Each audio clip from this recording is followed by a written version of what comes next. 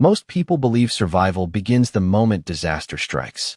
A sudden decision, a desperate escape, one final act of courage. But out on the Great Plains, survival usually starts much earlier. It begins with someone willing to prepare while everyone else is still laughing. Sometimes, the strongest shelter is built long before the first snowflake ever falls. Late October, 1887, northern Texas. The rolling prairie stretched farther than the eye could see. Tall golden grass bent gently beneath an autumn breeze. Cottonwood trees shimmered beside narrow creeks. Herds of buffalo had long disappeared from those lands. Now, freight wagons, cattle drives, and isolated ranches crossed the endless frontier. Most settlers welcomed the unusually warm weather. They believed winter would arrive late. Some even joked that the old stories about deadly Comanche blizzards had been exaggerated. One woman quietly disagreed. 26-year-old Tala stood alone on a sandstone ridge overlooking the valley. Her long black braid rested across one shoulder. A worn buckskin dress moved softly with the wind. Turquoise beads hung around her neck, polished smooth after years of use. She wasn't watching the sky. She was watching everything beneath it. A flock of geese had changed direction 2 days earlier. The prairie dogs had sealed their burrows unusually early. Even the coyotes had begun hunting before sunset instead of after dark. To most people, those signs meant nothing. To Tala, they carried the same warning. Winter wasn't coming. It was charging toward them. Her grandmother had taught her one lesson since childhood. The land always whispers before it screams. Tala had never forgotten those words. She climbed down from the ridge carrying an axe across one shoulder. Several cedar poles were already tied behind her horse. By noon, she reached a narrow canyon hidden between two rocky hills. Travelers rarely entered that place. The opening looked too small, too ordinary. But Tala understood something outsiders never noticed. The cliffs blocked northern winds. A spring flowed beneath the rocks all year, and thick cedar trees grew naturally along both sides. If someone became trapped during a blizzard, this tiny canyon offered the best chance of surviving the night. She began working immediately. The first cedar post disappeared into the frozen ground. Then another, hour after hour. She shaped a low shelter barely tall enough for 2 people to stand inside. The roof sloped sharply to keep heavy snow from collapsing it. The walls were packed with earth, woven branches, and dry prairie grass. Every opening faced away from the prevailing winter wind. Near the back wall, she dug a shallow storage pit. Into it she placed carefully wrapped bundles of dried venison, cornmeal, a small clay jug for fresh water, several wool blankets purchased months earlier, a flint kit, extra cedar firewood, a cast iron cooking pot. Nothing inside was expensive. Everything inside could save a life. By late afternoon, sweat covered her forehead despite the cool air. She stepped outside, studied the shelter one final time. Still not enough. She gathered another armful of cedar branches. "The storm won't care if I'm tired," she murmured. "It only cares whether this is finished." The following morning, a group of ranch hands passed the canyon while driving cattle south. One of them slowed his horse. "What are you building?" Tala continued tying branches across the roof. "A winter shelter." The youngest cowboy laughed. In October, another rider shook his head. "You planning to invite bears?" Several men chuckled. One removed his hat dramatically. "Guess we'll all hide in there when the world's freezing over." Laughter echoed across the canyon. Tala never looked up. She simply tightened another rope around the roof beams. One older ranch hand lingered behind after the others rode away. He studied the shelter quietly. "You really think it'll get that bad?" She finally met his eyes. "I hope I'm wrong." He nodded once, then continued following the herd. 3 days later, Tala rode into the nearby settlement. Main Street consisted of little more than a general store, a blacksmith, a tiny church, and several weathered wooden buildings standing against the prairie wind. Everyone seemed unusually cheerful. Children played outside without coats. Men discussed cattle prices. Women hung laundry beneath clear blue skies. The warm weather fooled almost everyone. Inside the general store, the owner looked up as Tala entered. "Morning." She placed several silver coins onto the counter. "I need 2 more wool blankets." He frowned. "Didn't you buy 4 already?" "I did." "What for?" "The shelter." Recognition spread across his face. "Oh, that little cave you've been building." He chuckled. You planning to open a hotel for snowstorms? Several customers laughed. Tala remained calm. I'll take the blankets. The owner leaned against the counter. Prices went up. They doubled yesterday. She looked at him steadily. They weren't doubled for anyone else. He shrugged. People pay more when they're scared. I'm not scared. Then why buy more blankets? She answered without raising her voice. Because someone I haven't met yet may need them. For a moment, the room became unexpectedly quiet. The store owner looked away first. He wrapped the blankets without another joke. That same afternoon, a rider entered town from the southern trail. His horse carried leather mailbags along both sides of the saddle. Dust covered nearly every inch of his dark blue frontier coat. The man swung easily to the ground. Tall, broad-shouldered, around 34 years old. His name was Elias Carter. Many settlements recognized him. He transported government mail, medical supplies, and emergency messages between isolated communities. People trusted him because he never abandoned a delivery, even when storms made travel dangerous. He tied his horse outside the doctor's office before carefully lifting a wooden medicine crate from the saddle. The physician met him at the door. You made good time. I had clear roads. The doctor glanced toward the western horizon. Enjoy them while they last. Elias followed his gaze. Far beyond the prairie, a dark gray wall stretched low across the sky, barely noticeable, almost blending into the distance. Most people would have ignored it. He didn't. I've seen clouds like that before. So have I. The doctor sighed. I just hope they're heading somewhere else. As evening approached, Elias watered his horse beside the settlement well. Someone nearby quietly spoke. You shouldn't leave tomorrow. He turned. Tala stood beside her horse holding a woven basket filled with dried herbs. The road north isn't safe. Elias smiled politely. I've crossed worse. I believe you. But this isn't about experience. She pointed toward the western horizon. The weather is changing faster than it should. I have medicine waiting for a child in Red Bluff. If I delay, someone else pays the price. Tala understood. She respected that answer. Without another argument, she untied a narrow strip of bright red cloth from her saddle. She handed it to him. Tie this beneath your saddle horn. He examined it curiously. In case I want better luck? In case you need another road. She reached into the dirt with a stick, quickly sketching a simple map. A narrow canyon, hidden spring, small cedar shelter. If the storm finds you, follow the red markers. Elias folded the map carefully. I appreciate it. She looked directly at him. I hope you never need it. So do I. They nodded once, then walked away in opposite directions. Neither realized that conversation might become the reason one of them survived. Before sunrise, Elias saddled his bay horse.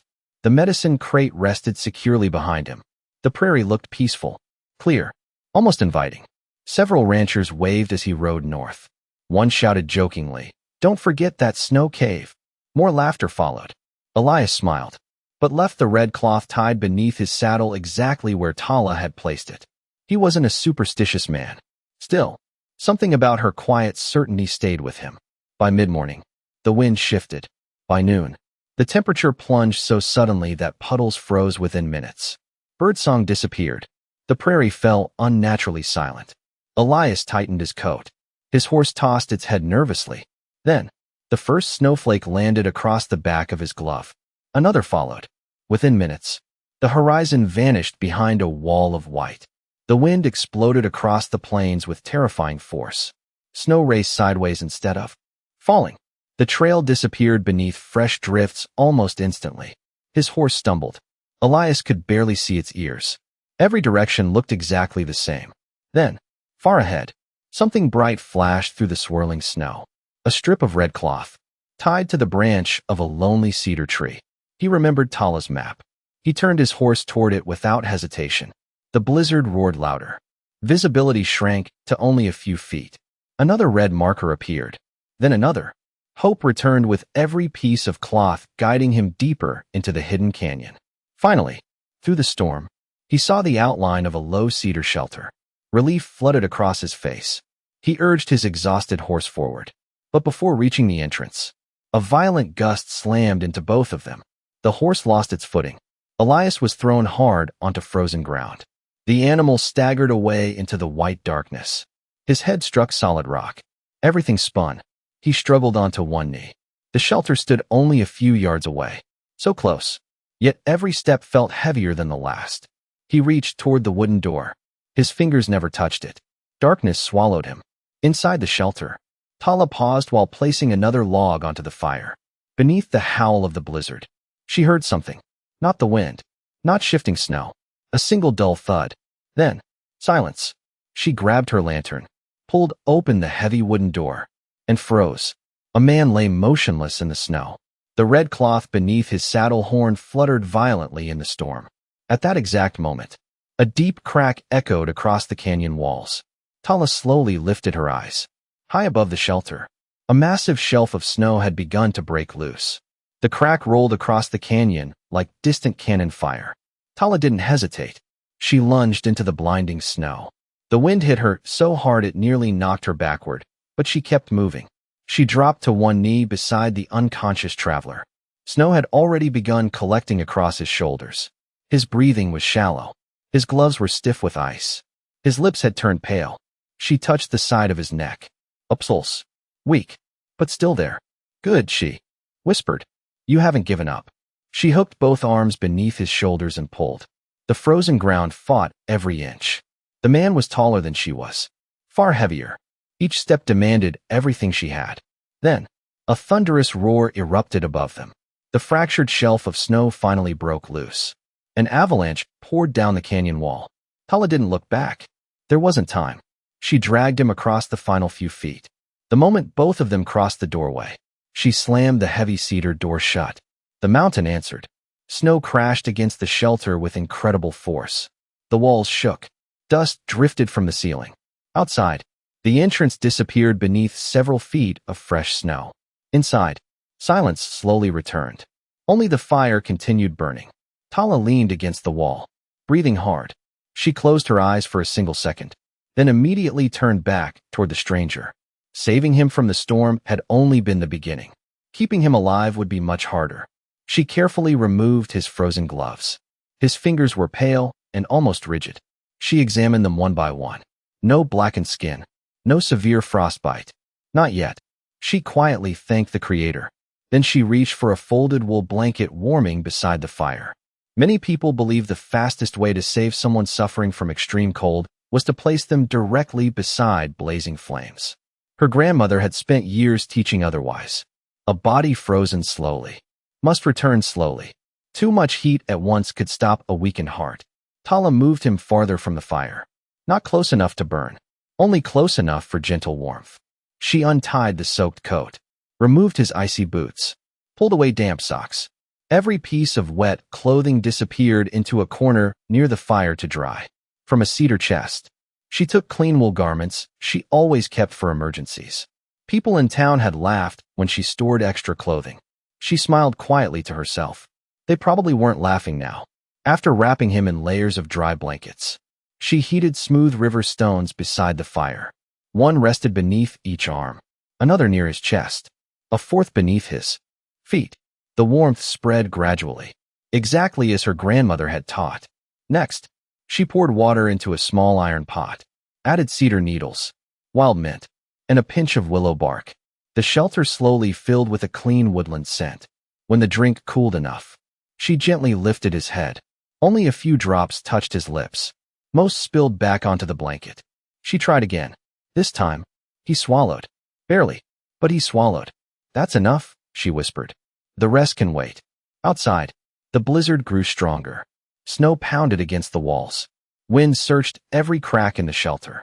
The cedar beams groaned. Still, nothing moved. Every joint had been reinforced.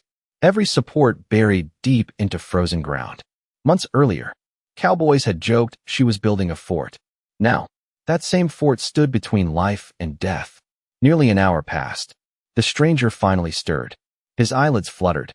He frowned as though trying to remember where he was. The first thing he saw was a young Comanche woman placing another log onto the fire. For several seconds, neither of them spoke. Then he managed a weak smile. I guess. Your shelter wins. Tala looked over. I'd rather have been wrong. So would I. His voice barely carried across the room. She handed him another cup. Small sips. No hurry. He obeyed. The warm tea eased the burning inside his throat. After several moments, he looked around. This place. You built it yourself? With help from my grandmother. You expected someone would need it. I hope no one ever would. He nodded slowly. I almost didn't stop. I know. I thought I could outrun it. She glanced toward the buried doorway. No one outruns this kind of storm. He tried sitting upright. Pain shot through his right shoulder. He inhaled sharply. Tala immediately steadied him. Don't force it. I've been thrown from horses before. This feels familiar. She gently examined his shoulder. Her fingertips pressed carefully along the collarbone, then the upper arm. Finally, she asked him to move his fingers. He did. Broken? He asked. She shook her head. Bruised. The joint stayed where it belongs. He exhaled. With relief. I'll gladly take bruises. She smiled faintly. So would most travelers. Several minutes later, he noticed bundles of herbs hanging from the ceiling. Rows of carefully stacked firewood. Extra blankets. Clay jars filled with dried food. You planned everything. Tala looked toward the shelves. My father believed every road should have one safe place. He died before building one. So, I finished it. Elias remained silent. Respect quietly replaced curiosity. He finally introduced himself. My name's Elias Carter. Tala. It's good to meet you. I wish it had happened somewhere warmer. That earned the first genuine laugh either of them had shared. Outside, the wind howled louder. Inside, the shelter suddenly felt less lonely. As darkness settled over the canyon, the temperature continued falling. Ice formed around the edges of the small smoke vent. Tala noticed immediately. The smoke rising from the fire no longer escaped as quickly as before. Instead, thin gray clouds drifted back into the room. She looked upward. The opening was freezing shut. If it sealed completely, the fire would slowly fill the shelter with smoke. Elias noticed her expression. Something wrong. The chimney. He looked up. I can clear it. You can barely stand. So can you. She didn't argue. Sometimes stubborn people listened only after proving something to themselves. He rose carefully. His legs trembled, but he stayed upright. Together, they climbed onto a wooden storage box beneath the vent. Tala held a long cedar pole. Elias steadied it while she pushed upward. The first layer of ice cracked. Cold air rushed through. Then another sheet slid away. Fresh wind swept smoke outside again. Both climbed down. Elias rubbed his sore shoulder. I think your shelter just saved me twice. She shook her head. You helped save it. A sudden whinny echoed outside. Elias froze. Ranger. My horse. He rushed toward the door. Tala caught his arm. If you open it carelessly, the snow will bury the room. He forced himself to stop. She nodded once. Wait. Using a narrow shovel kept beside the entrance. She opened only a small gap. Enough to look. Outside, the horse stood against the canyon wall. Half buried. Shivering violently. Still alive. Elias's face tightened. He stayed. Horses remember kindness. So do people. Together, they tied a rope around Tala's waist. She crawled through waist-deep snow, reached the exhausted gelding, covered its back with a thick wool blanket, then slowly guided the animal toward the shelter's protected side. A natural rock ledge blocked most of the wind there. It wasn't warm, but it was survivable. When she finally returned inside, snow covered nearly every inch of her clothing. Elias immediately handed her the driest blanket he could find. I thought I was the patient. She smiled. Tonight, we're both simply trying to stay alive. Hours slipped by. The fire burned lower. The stack of cedar logs had become noticeably smaller. Neither of them complained. Neither wasted a single piece. Conversation filled the silence instead. Elias stared into the flames. I've crossed these plains for nearly 10 years. I've always believed courage meant never turning back. Tala added another small log. My grandmother believes something different. What? Courage is knowing when another path keeps more people alive. He thought about the red cloth tied beneath his saddle. If I hadn't listened, you'd still be out there. He nodded quietly. And someone in Red Bluff would never receive their medicine. At those words, Tala looked toward the wooden crate resting beside his saddlebag. You carried medicine through this storm? He smiled tiredly. A little girl has a dangerous fever. The doctor there has only one chance. Tala's eyes rested on the crate. She suddenly understood why he had ignored every warning. Not because he was reckless, because someone else mattered more than his own comfort. She respected that, deeply, but just as she reached toward the crate, a sharp crack echoed from inside it. Both turned at once. A small glass bottle had shattered beneath the violent impact of Elias's fall. Clear liquid slowly spread through the wrapped medicine packages. Tala carefully lifted one bundle. Her expression changed. Some of the medicine had already begun soaking through. If too much was ruined, the child waiting in Red Bluff might not survive. Outside, the blizzard showed no sign of ending. Inside, they suddenly realized the storm wasn't the only thing racing against time. The cabin fell silent. Only the fire crackled between them. Tala lifted each medicine packet from the wooden crate with extraordinary care. The broken bottle had soaked several bundles, but not all of them. She laid every package across a folded blanket beside the hearth. One by one, she inspected each label, each seal, each layer of wrapping. Finally, she looked toward Elias. Some are ruined. He lowered his eyes. I expected that. But these... She held up several tightly wrapped packets. They stayed dry. Hope returned to his face. Enough. She nodded. If we reach Red Bluff before sunset tomorrow. He released a slow breath. The little girl still has a chance. Neither of them spoke again for several moments. Outside, the wind continued screaming across the canyon. But something had changed. The violent pounding against the shelter had become less frequent. The storm was beginning to lose its strength. Before dawn, Tala quietly opened the smoke vent. The sky beyond remained gray. Snow still drifted through the air, yet the fierce gusts that had ruled the night were fading. She stepped outside. The world had disappeared beneath a blanket of white. The canyon entrance no longer existed. Only smooth hills of snow stretched in every direction. The familiar trail had vanished completely. When she returned inside, Elias had already gathered the remaining medicine. What do you see? A new landscape. Can we leave? Yes, but not the way we came. She spread a rough map across the wooden floor. Her finger stopped at a narrow line winding through the mountains. My people used this ridge long before wagon roads existed. Elias studied it. I've never seen that trail.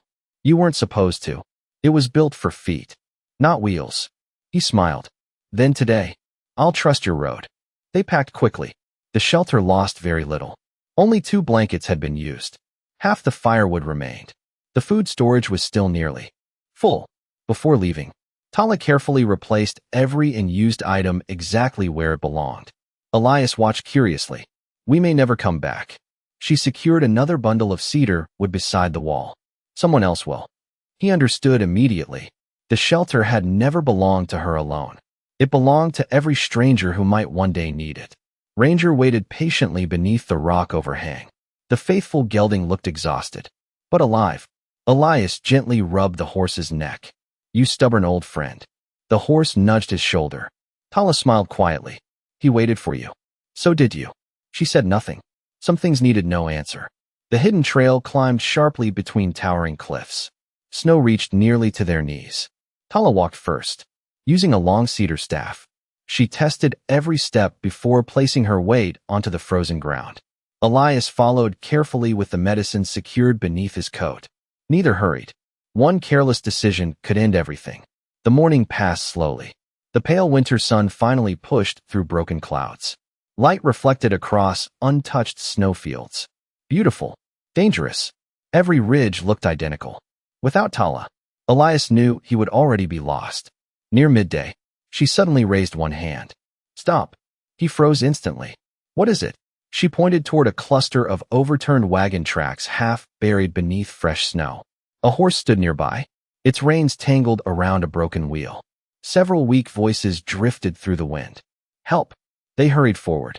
Beneath the shattered wagon, 2 ranch hands huddled together beneath a torn canvas sheet. Elias recognized them immediately. They were among the same men who had laughed while Tala built the shelter. Neither recognized her at first. Their faces were pale, their beards coated with frost. One struggled to lift his head. We're finished. Tala knelt beside him. No, you're cold. There's a difference.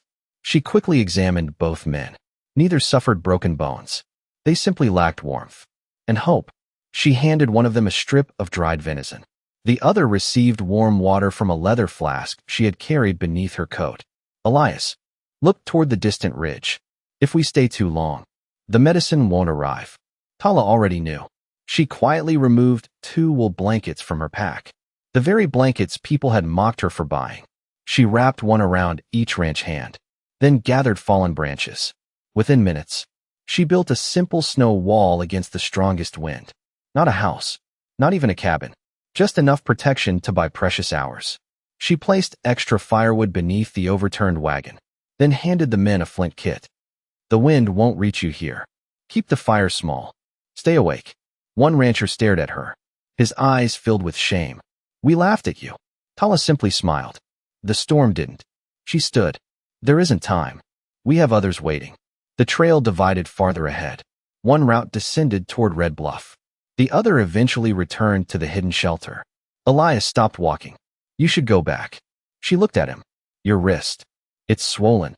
You've already done enough. She glanced toward the medicine beneath his coat. No, not yet. You know the rest of the trail? He nodded. I can find it. She studied him for a long moment, then handed him another strip of bright red cloth. In case another storm forgets to warn you. He accepted it carefully. I'll keep it. For the rest of my life. Without another word, they walked separate directions, each carrying someone else's future. Late that afternoon, the church bell in Red Bluff rang unexpectedly. The town doctor rushed outside. Elias, I thought we'd lost you. He climbed from the saddle, barely able to stand. Still, he held the medicine crate tightly. Not all of it survived, but enough did. The doctor opened the packages immediately. A relieved smile crossed his face. This is exactly what we needed. He disappeared inside without another second to spare. Hours later, the little girl's fever finally began falling. Her breathing steadied. Her parents quietly wept with relief. When the doctor returned, he found Elias asleep in a wooden chair, still wearing snow-covered boots, still clutching the strip of red cloth Tala had given him. The following morning, Elias returned with the town sheriff, several ranchers, and a wagon filled with supplies. Together, they followed Tala's hidden trail back through the canyon. The two stranded ranch hands were alive, exactly where Tala had left them. The small fire still burned. The blankets still held warmth. One man removed his hat the moment Tala appeared. I owe you my life. She shook her head gently. You owe it to the next traveler. Winter slowly gave way to spring. News of the shelter spread across northern Texas. Freight drivers began leaving extra firewood whenever they passed. Hunters replaced food they used. Families donated blankets before every winter. No one locked the door. No one claimed ownership. It belonged to everyone. Several months later, Elias returned carrying lumber across his wagon. I've been thinking. Tala smiled. That's usually dangerous. He laughed. Probably. But one shelter isn't enough. He spread several maps across a cedar table. There are 6 dangerous crossings between here and Red Bluff. She studied each location. Natural windbreaks, reliable water, high ground, everything a traveler would need. By sunset, they had chosen every site. Throughout the summer, ranchers volunteered their wagons. Blacksmiths forged hinges and tools. Carpenters cut cedar beams. Young boys hauled stone. Older women stitched blankets. Even the 2 ranch hands who had once mocked Tala worked until their hands blistered. Before the first snowfall returned, 6 emergency shelters stood across the frontier. Every doorway displayed the same simple marker, a strip of bright red cloth, visible even through driving snow. 1 year later, another blizzard swept across the plains. A family traveling west lost their wagon after crossing an icy creek. As darkness approached, the father spotted something moving against the white landscape, a narrow ribbon of red. They followed it.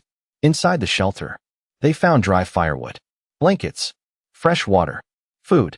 Their youngest daughter survived the night because of that place. When spring arrived, the family returned, not to repay a debt, but to leave behind more supplies than they had taken. The road had begun, teaching kindness all by itself. On a quiet autumn evening, Tala and Elias stood beside the very first shelter.